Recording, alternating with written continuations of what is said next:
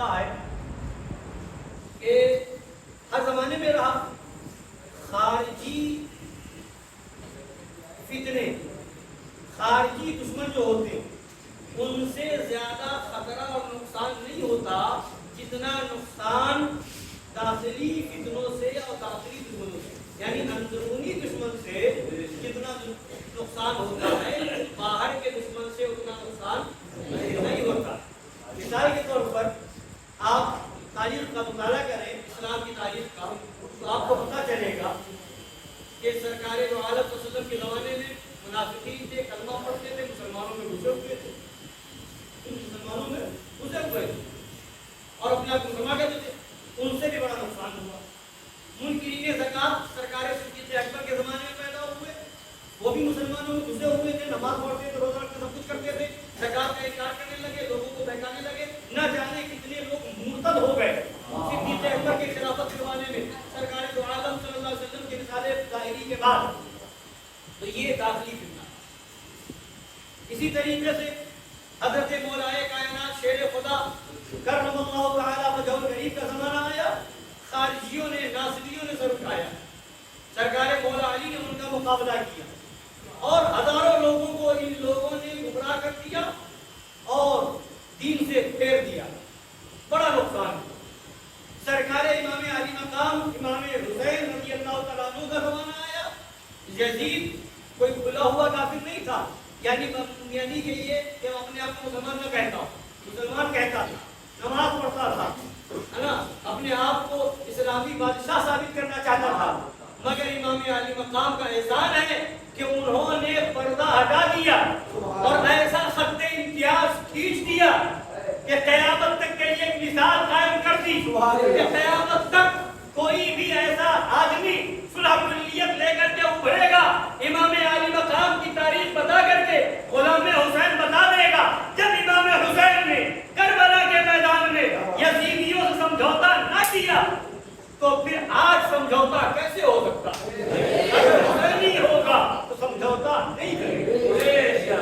تو اس سے بھی بڑا نقصان ہوا، مسلمان بن کر کے آیا، اسلام کا نام لے کر کے آیا، اس کی فوج میں لوگ تھے تو وہ کوئی جو ہے غیر مسلم کہلانے والے لوگ نہیں تھے، اس کی فوج میں جو لوگ تھے کسی کا نام عمرو بن سعد ہے، کسی کا نام شمر ہے، کسی کا نام عبداللہ ہے، کسی کا نام عبد الرحمن ہے، یعنی مسلمان کہلانے والے لوگ، اور وہ بھی وہ تھے جو پہلے امام حسین کی بیعت کر چکے تھے، پیسوں کے چکر میں، دولت کے چکر میں یا پھر ڈر کے مارے ادھر چلے گئے، تو نقصان ہوا، یہاں بھی نقصان ہوا، اور کتنا بڑا نقصان۔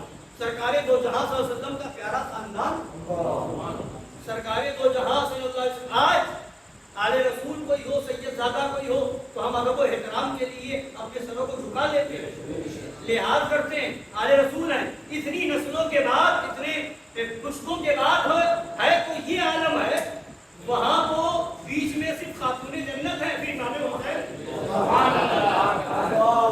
اور جنہیں سرکار نے اپنے سینے میں بٹھایا، اپنے کندھے پہ سوار کیا، جن کے لبھائے مبارکہ کو سرکار نے بوسہ دیا، جن کے خلوع مبارک کو سرکار نے بوسہ دیا، پھر ان کے شہزادے امام علی مقام کے شہزادے امام زین العابدین ہیں، حضرت علی اصغر ہیں، حضرت علی اکبر ہیں، امام حسن مجتبیٰ کے شہزادے حضرت قاسم ہیں، اور ان کے بھانجے حضرت عمر محمد خاص خاندان رسول ہے، نبی کا مقدس گھرانہ ہے، اس گھرانے پر ایسا ظلم ہوا، کس نے کیا؟ یہ اپنا کہلانے والے، مسلمان کہلانے والے، نام کے مسلمانوں نے ایسا کیا۔ تو ہر دور میں جو زیادہ نقصان ہوا ہے اندر کے دشمنوں سے ہوا۔ سرکار کے زمانے میں منافقین نے نقصان پہنچایا، اور یہاں تک کہ مسجد بنا لی، وہ تو قرآن کے نازل ہونے کا زمانہ تھا، قرآن نے مہر لگا دی، ورنہ آج کے صلاح بندی کہتے کہ اب مسجد نہیں ہے، تو قرآن نے مہر لگا دی کہ منافقین گستاخ رسول مسجد بنائے تو وہ مسجد زرار ہے، نقصان آ جانے والی ہے، ہم مسجد بنا کے نقصان پہنچا رہے تھے، داڑھی دکھا کر نقصان پہنچا رہے تھے۔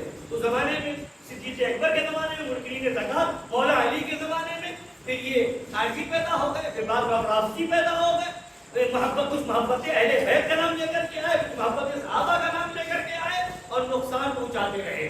نقصان تو ہر دور میں، اور نقصان ان سے ہی زیادہ ہوا، اور ایسے لوگوں کا ہی مقابلہ زیادہ سخت رہا. کیا بات ہے حضرت؟ ایسے لوگوں کا ہی مقابلہ زیادہ سخت رہا.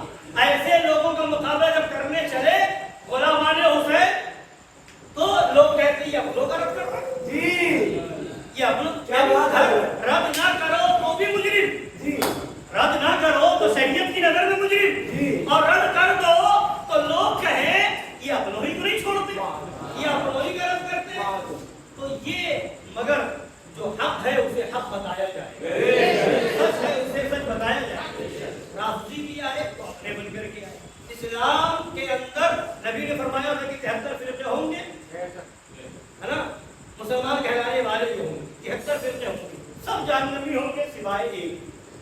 تو یہ 73 جو جہنمی ہوں گے ایک جنتی ہوگا.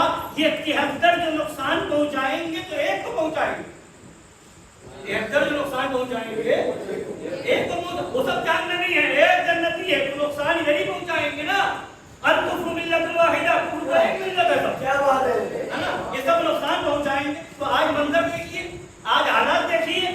اگر وہابیوں کا نشانہ ہے تو سنیت، دیوبندیوں کا نشانہ ہے تو سنیت، اہل حدیث کہلانے والوں کا نشانہ ہے تو سنیت، رافضیوں کا نشانہ ہے تو سنیت، خارجیوں کا نشانہ ہے تو سنیت، صلح کلیوں کا نشانہ ہے تو سنیت. یعنی آپ پکے سنی بن گئے، مضبوط سنی بن گئے تو وہابیت سے تانا آپ کو ملے گا، دیوبندیت سے تانا آپ کو ملے گا، رافضیت سے تانا آپ کو ملے گا، خارجیت سے تانا آپ کو ملے گا، ناصبیت سے تانا آپ کو ملے گا، اور صلح کلیوں سے تانا آپ کو ملے گا. بس یہی ایک مسلمان ہے، یہی ایک مسلمان ہے، یہی ایک مسلمان ہے، باقی کوئی مسلمان نہیں، باقی کوئی مسلمان نہیں. تو ہم نے ابھی حدیث شریف سنائی تھی اس دن الناح کی سرزمین پر ہمارے آقا مولا صلی اللہ تعالی علیہ وآلہ وسلم کی حدیث پاک ہے. تم آج کہتے ہو یہی ایک مسلمان، یہی اتنے نمازی ہیں، اتنے روزے دار ہیں، داڑھی والے ہیں، ٹوپی والے ہیں، یہ مسلمان نہیں. تو حضور کی حدیث ہے،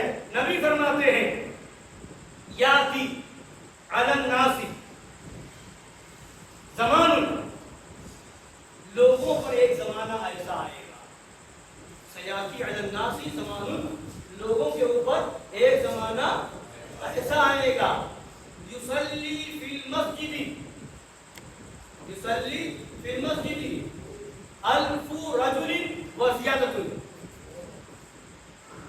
یصلی فی المسجد منهم 1000 رجل وزیادۃ، کہ مسجد کے اندر نماز پڑھنے والے 1000 لوگ ہوں گے، بلکہ ان سے زیادہ.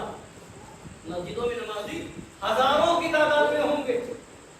آگے کیا فرمایا؟ لا یکون فیہم مؤمن، ان میں سے کوئی مومن نہیں ہوگا، ان میں سے کوئی مومن نہیں، نماز پڑھیں گے مومن نہیں ہوگا، ہزاروں نمازی ہوں گے کوئی مومن. یہ حدیث پاک ہے، نبی کا فرمان ہے. اسے کہاں لے جاؤ گے تو پتہ کیا چلا؟ نمازی بننا اگر مومن ہونے کی دلیل ہے تو پھر نبی فرما رہے نمازی ہوں گے مومن نہیں ہوں گے، نمازی ہوں گے نہیں ہوں گے. پتہ کیا چلا؟ نماز کا نام ایمان نہیں، اس کے رسول کا نام ایمان ہے.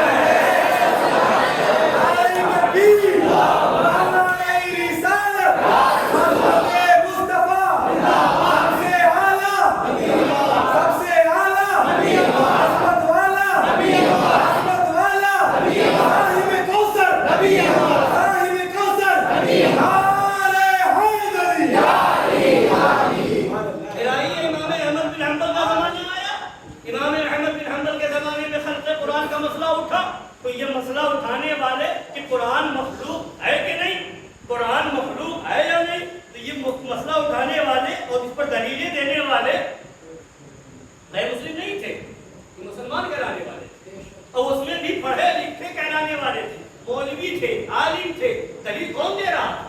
یہ مولوی دے رہے تھے، یہ عالم دے رہے تھے. تو وہاں بھی نقصان ہوا، سب بہت گئے، زیادہ لوگ گمراہ ہو گئے، مگر امام احمد ابن حنبل کی ذات جو مضبوطی سے اس بات پر قائم رہی کہ قرآن خدا کلام الہی صفت الہی ہے، مخلوق نہیں۔ گھوڑے مارے گئے، جیل میں ڈال دیا گیا، مگر امام احمد بن حنبل کی زبان نہ بدلی۔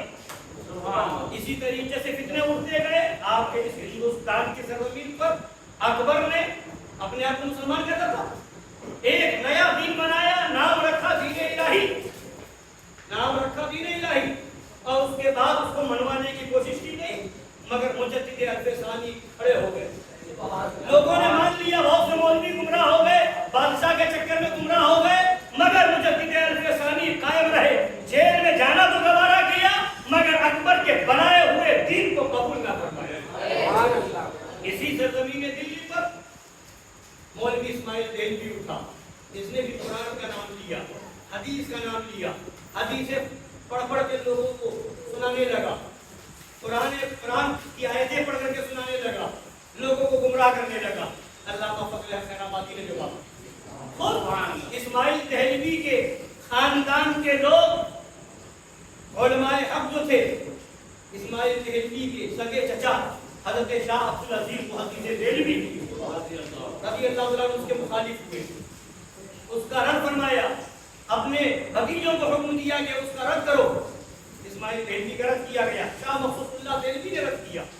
اس طرح سے بہت سے علماء اس زمانے میں تھے جنہوں نے اسماعیل دہلوی کا رد فرمایا۔ وہاں بھی نقصان ہوا تو اپنا کہلانے والا مسلمان بن کر کے آیا، اپنے آپ کو مسلمان کہلاتا تھا، قرآن سناتا تھا، حدیثیں سناتا تھا، اس طرح سے اس نے بد مذہبیت و بددینیت کو پھیلایا۔ پھر آگے بڑھیے، یہ رشید احمد گنگوہی، یہ اشرف علی تھانوی، یہ خلیل احمد امبیڈوی، یہ سب پیدا ہوئے، یہ سب کیا بن کر کے تبلیغی جماعت گھوم رہی ہے، کیا بن کر کے، کیا اپنے آپ کے اوپر کیا ٹیکا لگا کے گھوم رہی ہے، کیا چوٹی رکھ کر کے تبلیغی جماعت گھوم رہی ہے؟ نہیں، داڑھی رکھ کر کے گھوم رہی ہے، مسلمان بن کر کے گھوم رہی ہے۔ یہ جماعت اسلامی بنی تو کیا یہ ٹیکا لگا کر کے اور جو ہے چوکی رکھ کر کے آئے؟ نہیں، داڑھی رکھ کر کے آئے، کرتا پاجامہ پہن کر کے آئے، اسلامی لباس میں آئے۔ تو بتانا کیا ہے کہ ہر زمانے میں اسلام کو نقصان پہنچا ہے زیادہ تو یہ اپنا بن کر کے آنے والوں سے پوچھا۔ یہ علی گڑھ کی مسلم یونیورسٹی بنانے والا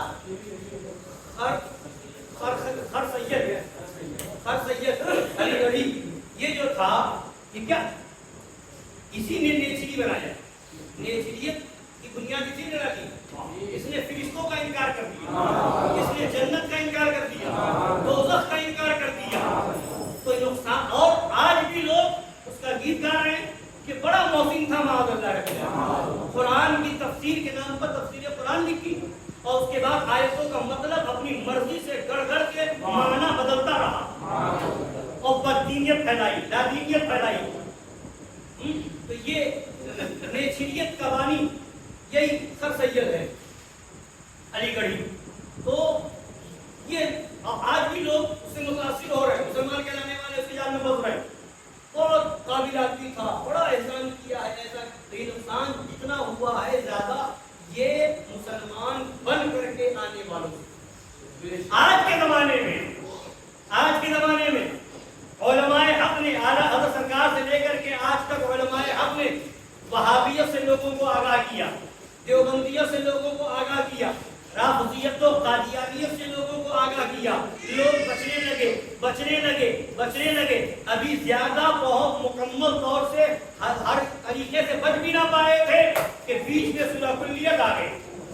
اب وہ مولوی پیدا ہو گئے، لوگ پہچان گئے وہابیوں کو، لوگ پہچان گئے دیوبندیوں کو، لوگ پہچان گئے قادیانیوں کو، رافضیوں کو۔ اب وہ لوگ آئے جو اپنے نام کے آگے رضوی لگا کر کے آئے، وہ لوگ آئے جو نام کے آگے برکاتی لگا کر کے آئے، وہ لوگ آئے جو اعلیٰ حضرت کا نام لے کر کے آ گئے، مگر جب ان کی باتیں سنیں گے تو وہی باتیں نظر آئیں گی جو وہابیوں کی ہے، جو دیوبندیوں کی ہے۔ اب ان سے زیادہ نقصان سنیت کو ایسے صلح کلی قسم کے مولویوں سے ہو رہا ہے، اور اعلیٰ حضرت کا نام لے کر کے اپنے سنی خانقاہ والوں کو بدزن کر رہے ہیں، اعلیٰ حضرت سے نام لے رہے ہیں، اعلیٰ حضرت کا باتیں بتا رہے ہیں اپنے مطلب کی، اور لوگ جو دوسرے سلسلے والے ہیں وہ بدزن ہو رہے ہیں اعلیٰ حضرت سے، سنیت سے دور ہو رہے ہیں، اعلیٰ حضرت سے بدزن ہو رہے ہیں۔ کیوں؟ بات نہیں بتائی، جی صحیح بات نہیں بتائی. تو آپ یہ دیکھیں کہ زمانے میں سورہ کلیت کا معاملہ یہ آپ دیکھیں گے ایسے قسم کے مولوی جو ہیں اس قسم کے مولوی ادھوری بات کریں گے. اب میں اپنی بات پہ آ کر کے مکمل کرتا ہوں. ادھوری بات کریں گے. تعزیہ کا مسئلہ محرم شریف کا مہینہ آنے والا ہے، اس پر بھی ادھوری بات کی گئی. جی اس پر بھی ادھوری بات کی گئی. کیا اعلیٰ حضرت نے ناجائز لکھا، اعلیٰ حضرت نے ناجائز لکھا، اعلیٰ حضرت نے ناجائز، مگر کس کو ناجائز لکھا کس کو جائز لکھا، مروجہ کیا ہے، غیر مروجہ کیا ہے، اس کا فرق نہ بتایا. ادھوری بات کی، کیا بات ہے. ادھوری بات کی گئی. عورتوں کا مزار پر جانا جائز ہے کہ نہیں، کب جائز کب ناجائز، اعلیٰ حضرت نے دونوں باتیں بیان فرمائی. اصل شے الگ ہے، عوارض شے الگ ہے. اصل شے کا حکم الگ ہے، عوارض شے کا حکم الگ ہے، مگر دونوں پہلو نہ بتا کر کے بس ایک رٹ لگاتے رہے. ناجائز ہے ناجائز ہے ناجائز ہے، یہاں تک کہ اعلیٰ حضرت فرماتے ہیں میں نے حرام کہیں نہیں لکھا، اور ان مولویوں نے بتا دیا اعلیٰ حضرت نے حرام لکھا ہے، اعلیٰ حضرت نے حرام لکھا ہے. ایک پہلو بتایا گیا، ایک پہلو بتایا گیا. اسی طریقے سے آپ آئیے آپ دیکھیے کہ مزاروں پر چادر پیش کرنے کا مسئلہ تو اعلیٰ حضرت نے سارے پہلو کو واضح کیا، مگر بس ایک بات بتاتے رہے جب تک چادر پھٹ نہ جائے اسے دوسری چادر نہ چڑھائی جائے، دوسری چادر نہ چڑھائی جائے، دوسری چادر نہ چڑھائی جائے. ارے بے وقوف نیت بھی تو معلوم کر لینا چاہیے. مگر نہیں، ایک ہی بات اعلیٰ حضرت نے لکھا ہے. مزار پر ہاتھی دینے کی بات آئی تو اعلیٰ حضرت نے دونوں باتیں لکھی ہیں. مزار کو چومنے کی اجازت بھی دی ہے اور 4 ہاتھ کے فاصلے کی بات بھی کی ہے، دونوں کی وجہ بیان کی ہے اور فرمایا کہ علماء نے دونوں باتیں لکھی ہیں. جو علماء کہتے ہیں مزار کو سے 4 ہاتھ کے فاصلے پر رہو، ان کا مطلب یہ ہے کہ ادب ہو، ادب کرنے کی نیت سے فاصلے پر رہو، اور اگر محبت میں چوم لو تو اس میں کوئی حرج نہیں. ادب کے طور پر فاصلے پہ رہو اور محبت میں جھوم لو، دونوں باتیں. جن علماء نے کہا ادب منع کیا ان کا مطلب ادب ہے، ان کا مقصد ادب ہے. جنہوں نے اجازت دی ان کا مقصد محبت ہے. دونوں باتیں. اور پھر یہ بھی فرما دیا کہ یہ کوئی ایسا مسئلہ نہیں جس پر شورش ہو، ہنگامہ ہو، سختی برتی جائے، یہ بھی نہیں کیا رہا. اور یہاں تک کہ لکھ دیا کہ یہ چومنا مزار کو اکابر صحابہ سے ثابت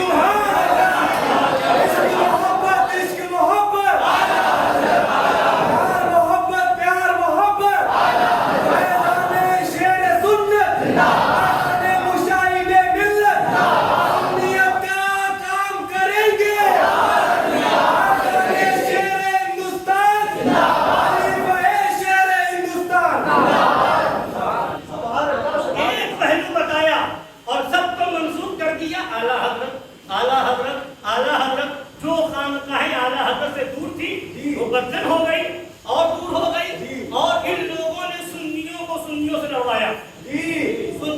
جن خانقاہوں میں قوالیاں ہوتی تھی بس ایک پہلو بتایا اعلیٰ حضرت نے ایسا لکھا ہے، اعلیٰ حضرت نے ایسا لکھا ہے، اعلیٰ حضرت نے. ابھی یہ بھی تو بتا اعلیٰ حضرت نے قوالی سننے والے کو خلافت بھی دی ہے.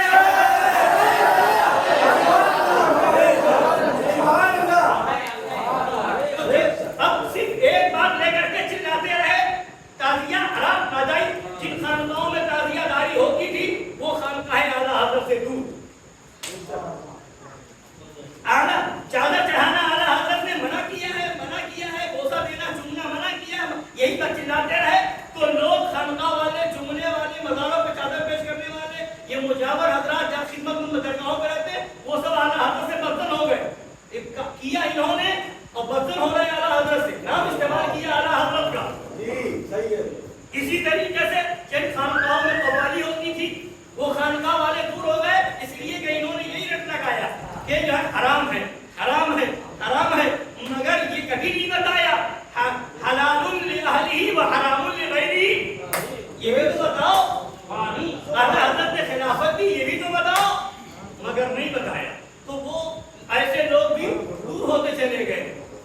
اسی طریقے سے جہاں عورتیں بھی مزار کے لیے مزاروں پہ جاتی رہی وہاں چلاتے رہے، فتوا لگاتے رہے کہ نہیں عورتوں کا جانا جائز ہی نہیں، جائز ہی نہیں، لعنت پرستی ہے، لعنت پرستی ہے.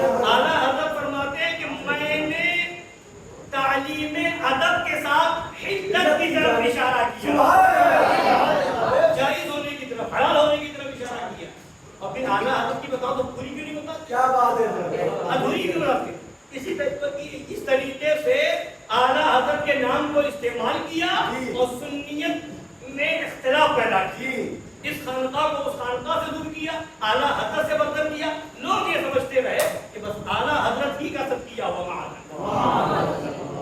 اسی طریقے سے ایک مسئلہ ہے, آج اس پر بھی بڑے کم دراز کے ساتھ کچھ مولوی بیان کر رہے ہیں. کیا؟ مزاروں پر طواف. مزاروں پر طواف بہت سی جگہیں ہیں. مکرپور شریف میں سرکار بقی الدین زندہ شاہ مزار کے مزار شریف پہ چلے جائیے رضی اللہ, وہاں بھی طواف کرتے ہیں, پھیرا لگاتے ہیں. ہم الحمدللہ حاضری ہوئی سرکار کی مرشد حفاظت میں کہاں ان کے صدقے میں احمد آباد شریف روزانہ کا معمول ہے. جن کے اوپر آسیب ہو, جنات ہو, بھوت ہو, کی کا معاملہ ہو تو وہاں امی جان کا آستانہ ہے. لوگ وہاں شام کے ٹائم کرتے ہیں طواف اور صلاۃ و سلام ہوتا ہے, دعا ہوتی ہے, اسی میں سب کھل جاتا ہے. اور جب وہاں بستر لگا کے سوتے ہیں تو خواب میں سارا علاج بھی ہو جاتا ہے. اس طرح سے کئی خانقاہوں میں معاملہ ہے. اب بس ایک پہلو لے کر کے طواف حرام ہے, طواف حرام ہے. ایسا جب کوئی کہے کہ مزار کا طواف حرام ہے تو اس سے یہ پوچھو, یہ بتاؤ طواف کی قسمیں کتنی ہیں؟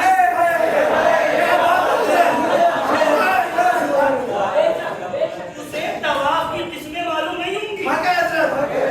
چلائے گا کہ طواف حرام ہے, طواف حرام ہے, طواف بس یہی جانتا ہے کہ طواف خانے کعبہ کے ساتھ خاص ہے, بس اور کچھ نہیں. مگر اعلیٰ حضرت نے اس کی کئی قسمیں بتائی. میں ابھی نہیں بتاؤں مگر صرف وہی بات بتاؤں گا, مزار پر طواف کی جو جائز صورت بتائی, مزار پر طواف کی جائز صورت بھی بتائی, بہت تفصیل سے بیان فرمائی.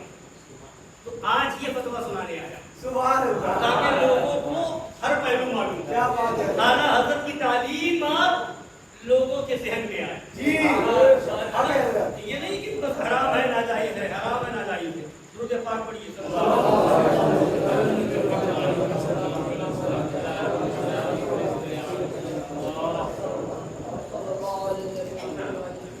یہ دیکھیے کئی قسمیں بیان فرمانے کے بعد فرماتے ہیں یوں ہی اگر طواف مقصود بذات ہو مگر اس سے غرض و غایت تعظیم مزار نہ ہو, تعظیم مزار نہ ہو بلکہ مثلاً محض تبرک و استفادہ, یعنی طواف کرے اور اس سے مقصود طواف ہی ہو بذات مگر اس سے مزار کی تعظیم مقصد نہیں, برکتیں حاصل کرنا, فیض حاصل کرنا, یہ مقصد ہو, مقصود غایت غرض و غایت یہ ہو تو فرماتے ہیں اس کے منع پر بھی شرع سے کوئی دلیل نہیں.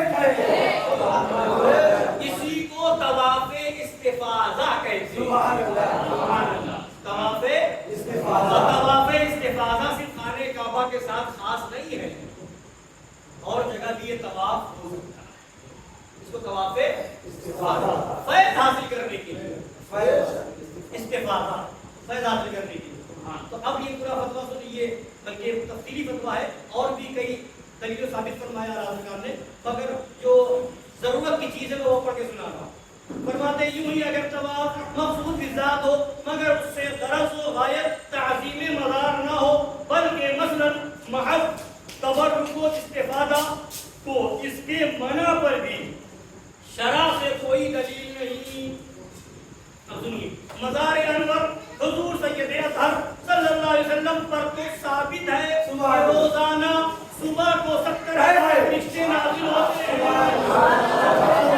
اور مزار اطہر کے گرد حلقہ باندھے صلاۃ و سلام.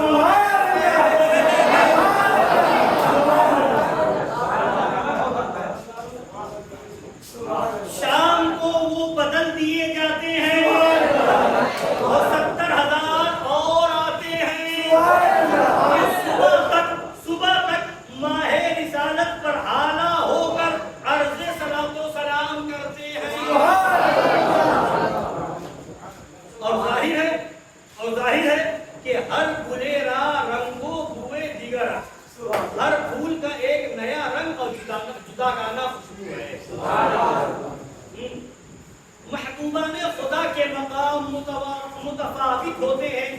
محبوبان خدا کے مقام متفاوت الگ الگ. سبحان اللہ. اور افاظہ برکات میں افاظہ برکات برکتیں پہنچانے میں برکتیں دینے میں ان کے احوال مختلف اور مفیض و مستفیض میں کچھ نسبتیں خفیہ ہوتی ہے. مفیض فیض دینے والا, مستفیض فیض لینے والا. مفیض فیض دینے والا, مستفیض فیض لینے والا. مفیض اور مستفیض میں کچھ نسبتیں خفیہ ہوتی جو اسے معلوم نہیں کہ ان میں کس کے ساتھ حاصل ہے. لہذا یہ درویزہ گر, درویزہ مانے فقیر, گدا, یہ درویزہ گر محتاج روضہ اطہر کے گرد دورہ کرتا ہے. یہ فقیر گدا دورہ کرتا ہے روضہ اطہر کے گرد, اس امید پر کہ ان بندگان معصومین پر فردن گزرے. 70,000 فرشتے چاروں طرف ہیں, ہمیں نہیں دکھتے مگر ہیں, ہمیں نہیں دکھتے مگر ہیں. تو ان بندگان معصومین, ان فرشتوں پر سے ہمارا گزر ہو جائے اور ہر ایک کا فیض ہمیں مل جائے.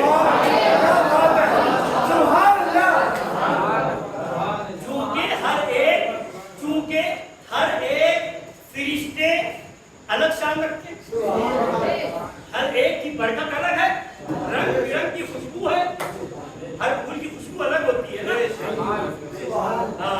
لہذا یہ درویزہ گر محتاج روضہ اطہر کے گرد دورہ کرتا ہے اس امید پر کہ ان بندگان معصومین پر فردن گزرے اور ان میں سے جس کسی کی نظر اس پر پڑ جائے اس کا کام بنا.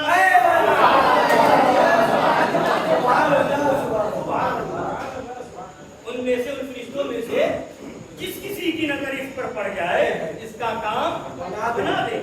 علامہ مناوی تحصیل شرح جامع صغیر میں لکھتے ہیں کہ حضرت سیدی شیخ الشیوخ شہاب الملتی والحق والدین سہروردی قدسنا اللہ بسرہ الکریم ایام مینا میں, مینا کے دنوں میں, ایام مینا میں مسجد خیف شریف میں صفوں پر دورہ فرماتے, بھائی چکر لگاتے, طواف جس کو کہتے ہیں, دورہ فرماتے. کسی نے وجہ پوچھی, فرمایا ان للہ عبادا اذا نظروا الى احد اکسبوہ سعادت الابد.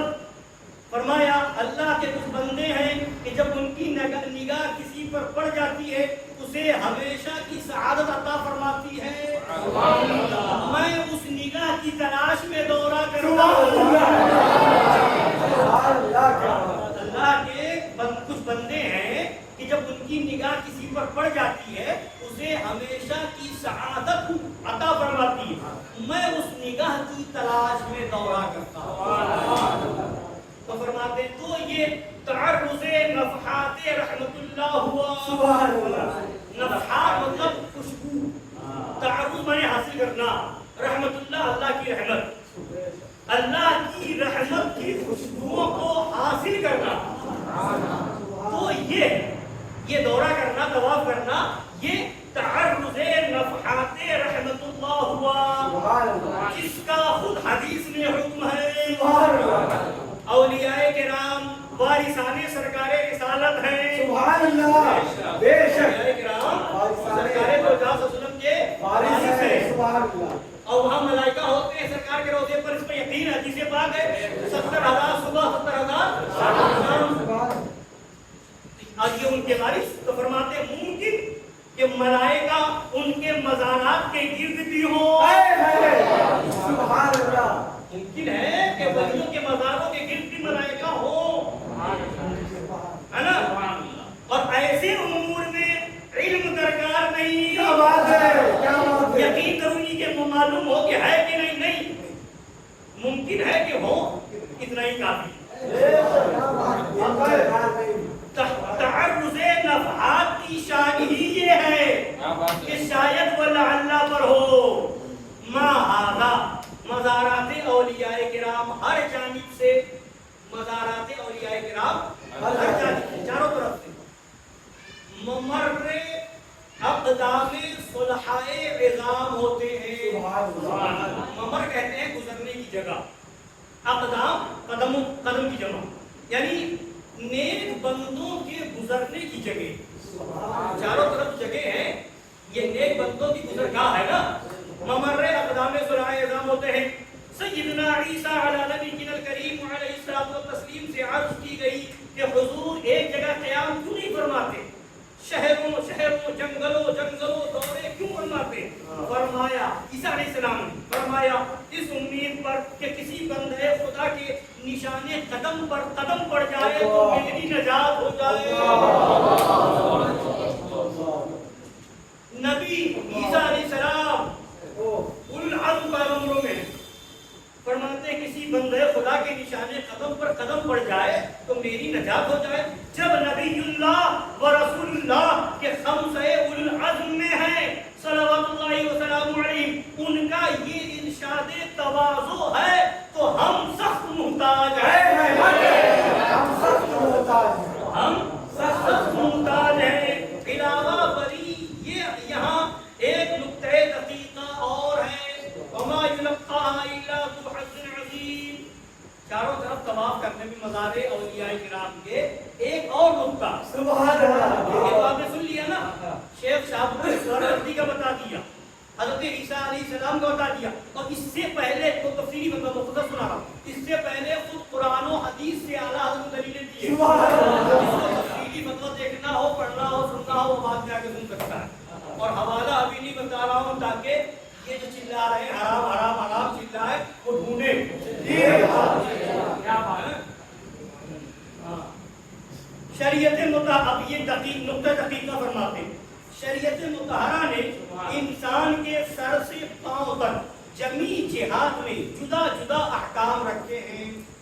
سر سے پاؤں تک جتنے حصے ہیں سب کا حکم الگ الگ، چہرے پر جو احکام ہیں پاؤں پر نہیں، داہنے ہاتھ پر جو احکام ہیں پاؤں پر نہیں، وعلی ھذا القیاس، اور احکام مختلفہ کے ثواب بھی مختلف رنگ کے ہیں، احکام مختلفہ کے ثواب بھی مختلف رنگ کے ہیں۔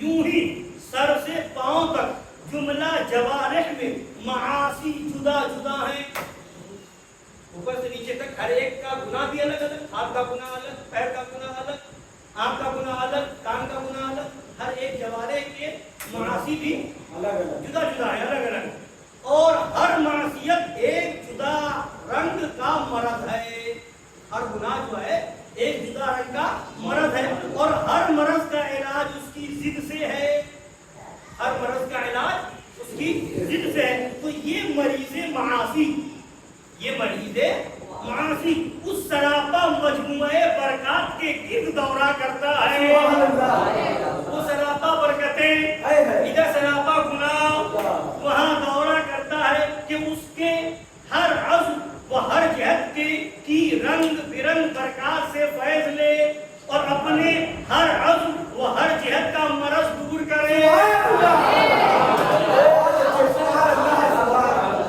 ادھر الگ الگ برکتیں، ادھر الگ الگ گناہ، ادھر الگ الگ رحمتیں، ادھر الگ الگ بیماری، تو ادھر سے شفا، ادھر سے بیماری ہے تو شفا ملے گی، تو ہر طرف ہم چکر اس نیت سے لگائیں گے کہ قدم پاک کی برکت بھی مل جائے، چہرے پاک کی برکت بھی مل جائے، دستے پاک کی برکت بھی مل جائے، سر پاک کی برکت بھی مل جائے۔ اس نیت سے چاروں طرف ہم طواف کر لیں تو اس نیت سے طواف کرنے میں کوئی حرج نہیں ہے۔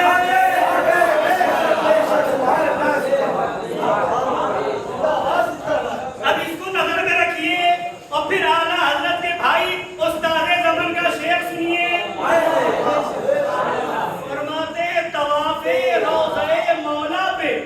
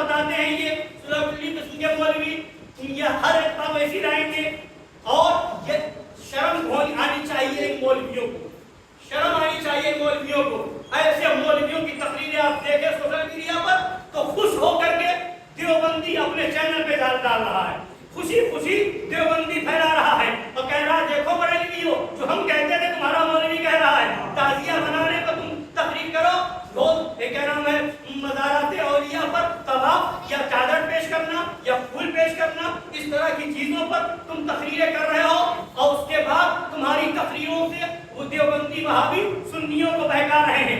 اصل مسئلہ جو بتانا چاہیے تھا وہ تم نے بتایا نہیں اور اس طرح کی باتیں کی جس سے وہابی خوش ہو رہے ہیں, دیوبندی خوش ہو رہے ہیں. تمہیں شرم آنی چاہیے. وہ خوش ہو کر کے سنیوں کو بہکا رہے ہیں کہ ہم بھی یہ کہتے تھے, تمہارے مولوی بھی یہ کہہ رہے ہیں, تمہاری تقریروں سے وہابیت کو فائدہ مل رہا ہے. رد وہابیہ ہوتا رہا, اہل حق کرتے رہے, شیر ہندوستان کرتے رہے, معصوم ملت کرتے رہے, مجاہد ملت کرتے رہے, مشہود ملت کرتے رہے, خانواد حشمتیہ کے حق پسند افراد کرتے رہے. تو یہ لوگ چلاتے رہے. انہوں نے رد کر کر کے وہابیت کو پھیلا دیا. وہاں جہاں گئے ان حضرات نے رد کر کے وہابیت کو ننگا اور اپاہی بنا دیا ہے, ننگا کر کے رکھ دیا ہے, لوگوں کو پہچانوا دیا ہے. مگر تمہاری تقریروں سے آج وہابیت کو فائدہ ہو رہا ہے, دیوبندیت کو فائدہ ہو رہا ہے. اور اس کے بعد تم معاملہ کیا ہے؟ ذرا سی شرم نہیں آتی؟ تمہیں بلائے سنی, چندہ دے سنی, کھانا کھلائے سنی, رنگانا دے سنی, ہاتھ چومے سنی, پروگرام کروائے سنی, تمہیں اچھے ادب سے بٹھائے سنی, اور کام کرو وہابیت کا, رد کرو سنیوں کا, فائدہ پہنچاؤ وہابیوں کو. شرم نہیں آتی ایسے مولویوں کو جو ایسی تقریریں کرتے ہیں؟ آج تم تقریروں میں کہتے ہو سجدہ کر رہے, بتائے ارے کون سنی سجدہ کرتا ہے؟ اعلیٰ حضرت کے شہزادے تو یہ فرماتے ہیں سنگے درے جانا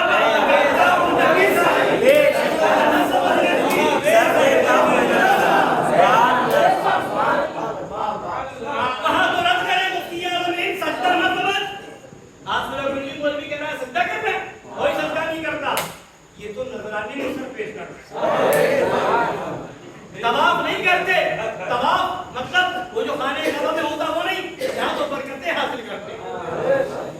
برکتیں حاصل کرنے کی نیت سے طواف, طواف کا لفظ عربی ہے. طواف کا مطلب چکر لگانا, پھیرے لگانا, یہی طواف ہے. اردو میں کہیے پھیرے لگانا, چکر لگانا, اور عربی میں کہیے طواف. تو یہ برکتیں حاصل کرنا. وہاں نیت کچھ اور ہوتی ہے, یہاں نیت مزار کی تعظیم کی نیت نہیں ہوگی. نیت کیا رہے گی؟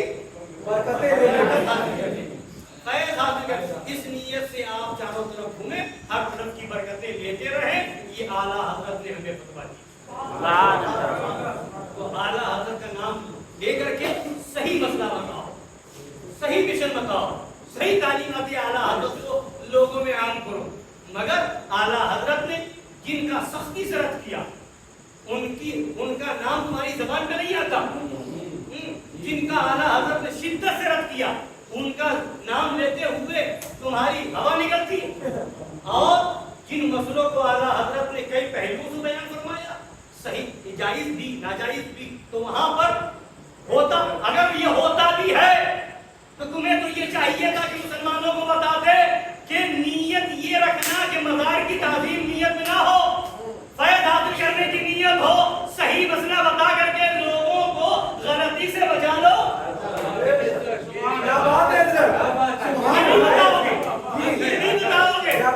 بس یہ کہ نہیں جائز نہیں, جائز نہیں. ارے بھائی کسی کوئی نماز پڑھ رہا ہے تو نماز بغیر وضو کے جائز نہیں, بغیر وضو کے, اور وضو صحیح سے نہ بنا پا رہا تب بھی اس کا نماز پڑھنا درست نہیں. تو آپ روک سکتے, مگر یہ تو کہیں گے کہ وضو صحیح کرو. اب یہی کہو گے کہ وضو کے بغیر نماز نہیں, کر نکلو. وضو کے بغیر نماز نہیں, باہر نکلو. وضو کے بغیر نماز نہیں پڑھ سکتے, باہر نکلو. یہ تھوڑی ہوگا. ابھی وضو صحیح کراؤ, صحیح کراؤ تاکہ گناہ سے بچ جائے. صحیح مسئلہ بتایا وہ بتا دو تاکہ لوگ صحیح طریقے سے شریعت پر عامل ہو جائیں. اللہ تعالیٰ ہم سب کو صحیح معنوں میں مسلک اعلیٰ حضرت, تعلیمات اعلیٰ حضرت کو سمجھنے کی توفیق عطا فرمائے, اور اس پر عمل کی توفیق عطا فرمائے, اور اس سے خاتم المحققین کی برکتوں سے ہم سب کو مالا مال فرمائے. آمین. وما علینا الا البلاغ المبین. میں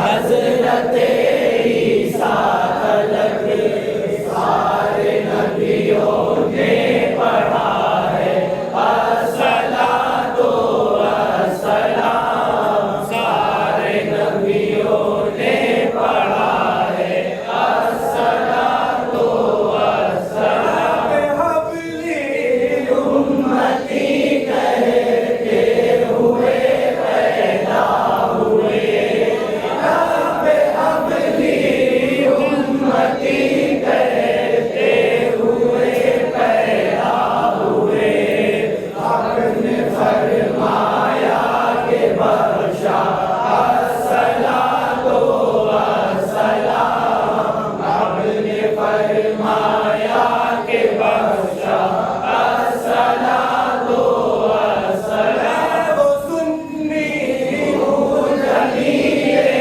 قادری مرنے کے بعد، میں وہ سنی ہوں جمیلِ قادری مرنے کے بعد، میرا لاشا بھی بڑھے گا الصلاۃ والسلام، میرا لاشا بھی بڑھے گا الصلاۃ والسلام، سلام علیکہ یا رسول، سلام علیکہ یا حبیب، سلام علیکہ صلوات اللہ علیکہ، صدیق اکبر جان فاروق دلاور، راحت عثمان و حیدر، راحت عثمان و حیدر، جد حسنین مطہر کربلا والوں کا صدقہ، خود کے بالوں کا صدقہ، ناز کے بالوں کا صدقہ، فاطمی لالوں کا صدقہ، فاطمی لالوں کا صدقہ، کم نہ ہو روزے جزا کا صدقہ دو غوث ورا کا صدقہ دو، خواجہ پیا کا صدقہ دو، پیارے رضا کا صدقہ دو، شیر رضا کا صدقہ دو، مرشد پیا کا صدقہ دو، گل اولیاء کا درود تم پہ بھیجے، تم سدا اس کو سلاؤ، کیوں رضا مشکل سے ڈریے، کیوں رضا مشکل سے ڈریے، جب نبی مشکل کشا ہو، جب نبی سلام علیکہ یا رسول، سلام علیکہ یا حبیب، سلام علیکہ صلوات اللہ علیکہ۔